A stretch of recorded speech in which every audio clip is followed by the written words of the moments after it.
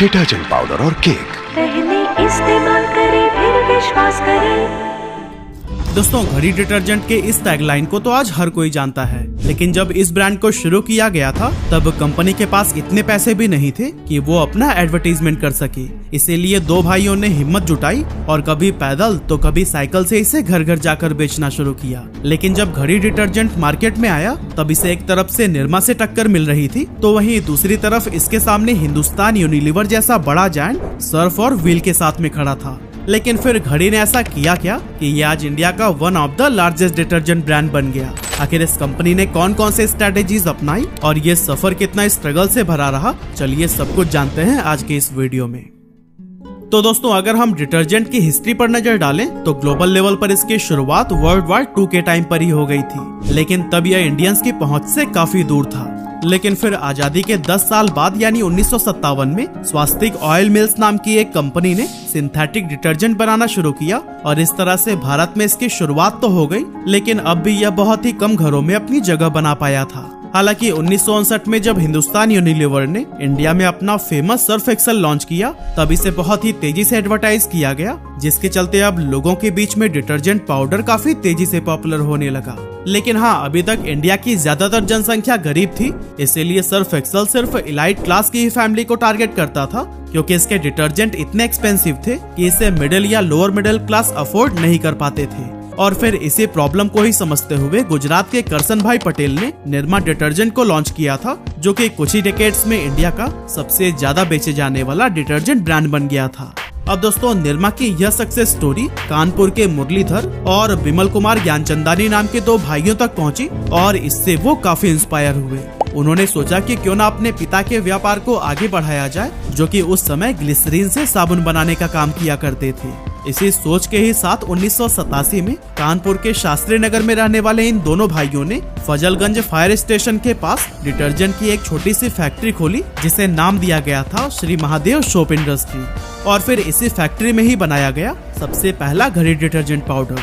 अब दोस्तों, फजलगंज की ये फैक्ट्री भले ही छोटी थी, पर इन भाइयों के अरमान काफी बड़े थे, इसीलिए वो पूरी मेहनत और जुनून के साथ काम में जुट गए। हालांकि लंबे समय तक उनका व्यापार नहीं चल पाया, क्योंकि उनके सामने निरमा और हिंदुस्तान यूनिलीवर के व्हील जैसे कई सारे पॉपुलर प्रोडक्ट्स थे, जिन्हें पछाड़कर आगे निकल पाना बिल्कुल भी आसान नहीं था। हालांकि इस बात का अंदाजा उन्हें पहले से ही था, इसीलिए उन्होंने कभी भी धैर्य नहीं खोया और दुकानदारों से लेकर गली मोहल्ले में लोगों को डिटर्जेंट खरीदने के लिए मनाते रहे। हालांकि जब काफी कोशिशों के बाद भी मुनाफा नहीं हो पा रहा था, तो वो समझ गए कि उन्हें कुछ ऐसा करना होगा जो बाकी की कंपनीज नहीं कर रही हैं। उस दौर में जहां ज्यादातर वॉशिंग पाउडर पीले या फिर नीले रंग के होते थे, इन्होंने सफेद रंग का वॉशिंग पाउडर बनाकर बाजार में उतारने का फैसला किया। इसके अलावा ज्ञानचंदानी ब्रदर्स ने एक मजबूत और जुबान पर चढ़ जाने वाली टैगलाइन भी दी, पहले इस्तेमाल करें फिर विश्वास करें।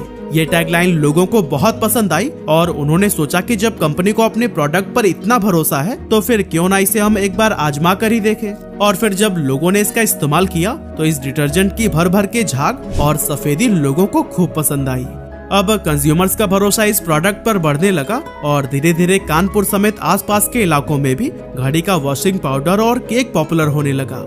कानपुर में मिली सफलता के बाद इसके फाउंडर्स ने सोचा कि क्यों ना इसे पूरे यूपी में डिस्ट्रीब्यूट किया जाए, क्योंकि ऑब्वियसली यह इंडिया का सबसे बड़ा स्टेट जो है। आपको बताते चलें कि टोटल एफएमसीजी सेल्स का 17% कंट्रीब्यूशन सिर्फ यूपी से ही होता था। ऐसे में एक्सपेरिमेंट करने के लिए इससे अच्छी मार्केट तो कोई हो ही नहीं सकती थी। लेकिन दोस्तों, अच्छी होने के साथ साथ ये एक टफ मार्केट भी था, क्योंकि यहाँ डिमांड हाई होने की वजह से कंपटीशन भी बहुत ज्यादा था। ऐसे में घड़ी ने इस प्रॉब्लम से निपटने के लिए एक बहुत बड़ा स्टेप लिया, क्योंकि जहां बाकी कंपनीज अपने डिस्ट्रीब्यूटर्स को सिर्फ 6% तक का कमीशन दे रही थी, घड़ी ने इसे बढ़ाकर 9% देना शुरू कर दिया। अब ज्यादा कमीशन का असर ये हुआ कि दूसरी कंपनीज के प्रोडक्ट्स के मुकाबले डिस्ट्रीब्यूटर्स घड़ी को ज्यादा प्रेफर करने लगे और यही वजह थी कि घड़ी की अवेलेबिलिटी और विजिबिलिटी मार्केट में बहुत ज्यादा बढ़ गई और अब ये गली मोहल्ले की हर छोटी से छोटी दुकान पर इजीली मिलने लगा था, जिससे कंपनी की सेल्स बहुत तेजी से बढ़ने लगी। लेकिन दोस्तों, ज्यादा कमीशन देने का मतलब यह भी था कि घड़ी को अब बहुत कम प्रॉफिट के साथ में अपना बिजनेस रन करना पड़ रहा था और इनके सामने लॉस में जाने का भी खतरा मंडराने लगा। और दोस्तों, इस तरह के प्रॉब्लम से ही निपटने के लिए उन्होंने खर्च में कई तरह की कटौती करनी शुरू कर दी। जैसे कि कंपनी ने ट्रांसपोर्टेशन कॉस्ट को कम करने के लिए हर 200 से 300 किलोमीटर की दूरी पर एक छोटी यूनिट या फिर डिपो बनाना शुरू कर दिया, जिससे न सिर्फ ट्रांसपोर्टेशन का खर्च कम हुआ बल्कि लोगों तक प्रोडक्ट्स पहले के मुकाबले और भी जल्दी पहुंचने लगा। इस तरह से कुछ ही सालों में यूपी के अंदर घड़ी डिटर्जेंट सबसे ज्यादा पसंद किया जाने वाला ब्रांड बन गया। और फिर इस कामयाबी ने कंपनी को आसपास के राज्यों में भी एंटर करने को मोटिवेट किया, जिसके बाद से बिहार, मध्य प्रदेश और ऐसे ही यूपी से सटे कई स्टेट में घड़ी को बेचना शुरू किया गया। अब दोस्तों, यूपी की वजह से मार्केट का पूरा आइडिया तो घड़ी डिटर्जेंट को लग ही गया था, इसीलिए धीरे धीरे दिल्ली और मुंबई जैसे बड़े शहरों में भी इसने पैर पसारने शुरू कर दिए।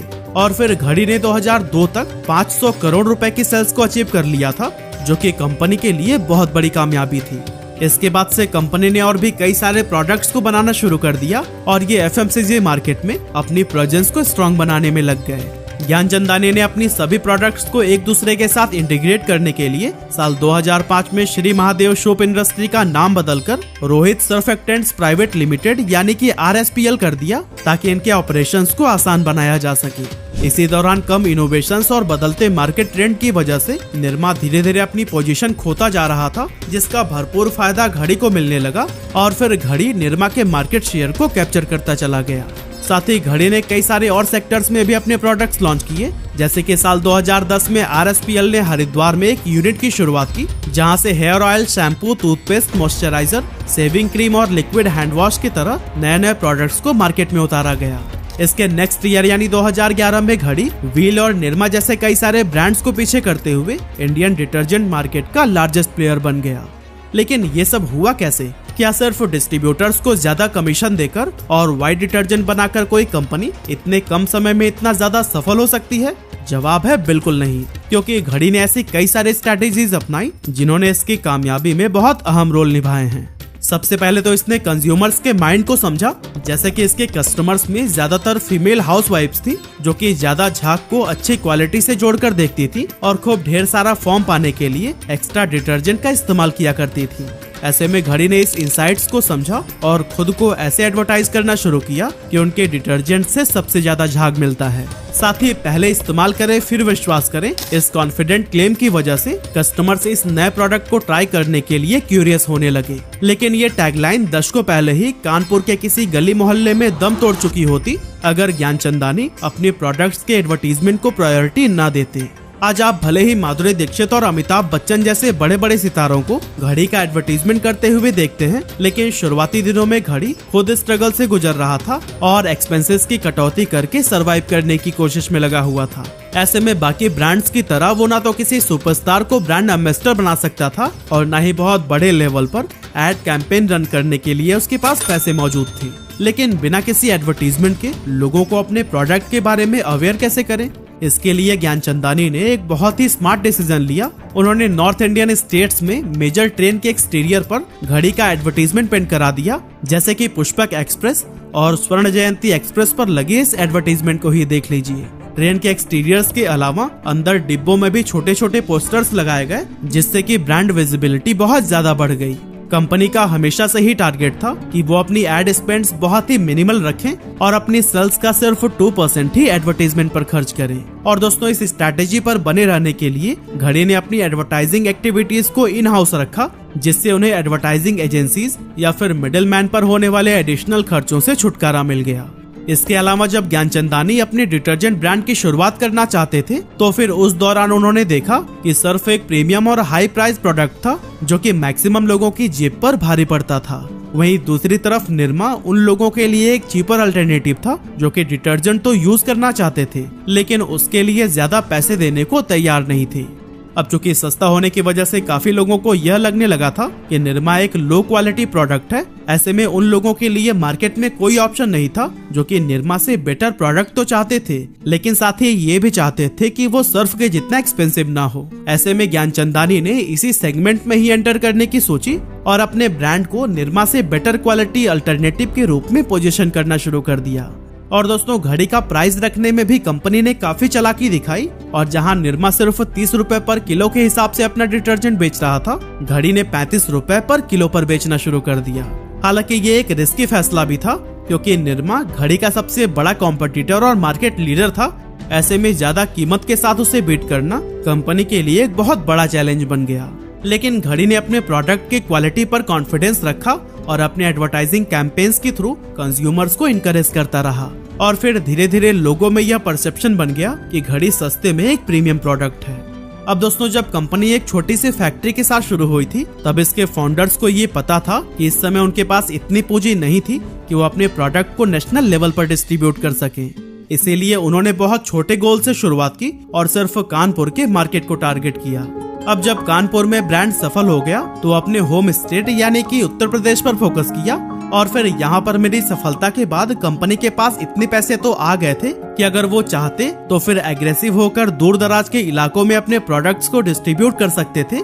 लेकिन उन्होंने अपने पड़ोसी राज्यों जैसे कि एमपी, बिहार, पंजाब और हरियाणा को चुना ताकि उन्हें समझ आ सके कि यूपी के अलावा बाकी के कंज्यूमर्स की डिमांड क्या है, वहाँ किस तरह के एड कैंपेन काम करते हैं और कैसे अपने प्रोडक्ट्स को वहाँ के रीजन के साथ में जोड़ा जा सकता है। इसके लिए घड़ी ने कई सारे मैजिक शो करवाए, मेले में अपने स्टॉल लगवाए, एग्जीबिशंस में प्रोडक्ट्स का शोकेस किया और इसी तरह की कई सारी स्ट्रैटेजीज पर काम किया, जिसके चलते टायर 2 और टायर 3 के लोग भी इस ब्रांड के साथ में कनेक्ट होने लगे। और फिर देखते ही देखते ये पूरे देश का पसंदीदा ब्रांड बन गया।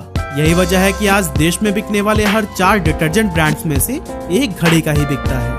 कंपनी का संचालन आज भी पूरी तरह से परिवार के ही हाथों में है। मुरली और बिमल ज्ञानचंदानी डेली ऑपरेशंस को हैंडल करते हैं, वहीं ब्रांड की मार्केटिंग बिमल के बेटे संभालते हैं और मुरली के बेटे भी कंपनी का एक खास हिस्सा हैं। लेकिन दोस्तों, आपको बता दें कि इनका व्यापार डिटर्जेंट के अलावा डेयरी सेक्टर में भी बहुत मजबूती से फैला हुआ है और आप में से बहुत से लोग होंगे जो कि इनके डेयरी ब्रांड नमस्ते इंडिया के बारे में जरूर जानते होंगे।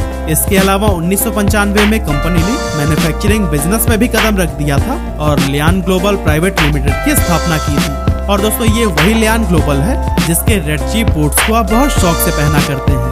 अब अगर इस समय के परफॉर्मेंस को हम देखें तो घड़ी डिटर्जेंट अपने सेगमेंट में बहुत अच्छा कर रहा है, लेकिन इससे भी इनकार नहीं किया जा सकता कि इस सेगमेंट में कंपटीशन बहुत ज्यादा टफ है और घड़ी को सिर्फ सर्फ या एरियल जैसे बड़े प्लेयर्स से ही नहीं बल्कि निरमा, फेना, मिस्टर वाइट जैसे कई सारे रीजनल ब्रांड्स भी टक्कर दे रहे हैं। तो दोस्तों, जिस तरह से शुरुआत में निरमा घड़ी डिटर्जेंट के लिए प्रेरणा बना था, आज भी उसी को ही सामने रखते हुए निरमा की पास्ट मिस्टेक से घड़ी को सबक लेना चाहिए और अपनी ग्रोथ को सस्टेन करने के लिए कुछ स्ट्रैटेजिक स्टेप्स लेने चाहिए। जैसे कि घड़ी को अपनी R&D में ज्यादा से ज्यादा इन्वेस्ट करना चाहिए, नए प्रोडक्ट्स को डेवलप करने और एग्जिस्टिंग प्रोडक्ट को इम्प्रूव करने पर ध्यान देना चाहिए ताकि वो मार्केट में आगे बने रह सके। साथ ही घड़ी के लिए बदलती मार्केट डिमांड और कंज्यूमर प्रेफरेंस को समझना भी बहुत जरूरी है, वरना ये भी निरमा की तरह पीछे छूट सकता है। इसके अलावा एक चीज और है जिस पर घड़ी को जरूर काम करना चाहिए और वो है इसका डिस्ट्रीब्यूशन नेटवर्क। अब आप सोच रहे होंगे कि आखिर इसमें क्या खराबी आ गई। असल में घड़ी एक डिटर्जेंट ब्रांड है, ये बात नॉर्थ साइड के कुछ स्टेट के लोग ही जानते हैं, जबकि साउथर्न स्टेट इससे अभी भी पूरी तरह से अनजान है। ऐसे में घड़ी को अपनी लेगेसी कायम रखने के लिए चाहिए कि वो अपना पैन इंडिया प्रेजेंस एस्टेब्लिश करे ताकि उसे और भी बड़ा कंज्यूमर बेस मिल पाए। और दोस्तों, अगर घड़ी इन स्ट्रैटेजीज को अडॉप्ट करता है तो फिर वो अपनी करंट सक्सेस व लेगेसी को लंबे समय तक कायम रख सकता है।